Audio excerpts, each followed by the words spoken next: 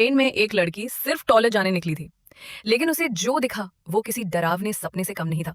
जिस डिब्बे में टॉयलेट था, वो पांचवा डिब्बा रहस्यमय तरीके से गायब हो चुका था। उसे अपनी आंखों पर यकीन नहीं हुआ। घबराई हुई वो तुरंत इस अजीब घटना की जानकारी ट्रेन के अटेंडेंट को देने भागी। अटेंडेंट ने जब खुद जाकर देखा कि डिब्बा सच में गायब है, तो अंदर से डर गया, लेकिन ऊपर से मुस्कुराता रहा और झूठ बोल दिया, मैडम कोई 5 नंबर डिब्बा था ही नहीं। लेकिन जैसे जैसे और लोग टॉयलेट जाने लगे, सबको महसूस हुआ कि कुछ तो गड़बड़ है।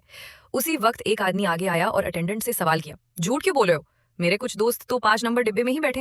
अब अटेंडेंट को लग गया कि मामला नहीं छुप पाएगा, तो उसने बहाना बनाया, दरअसल पांचवा डिब्बा खराब हो गया था, उसे सुरंग में ही पीछे छोड़ दिया गया है।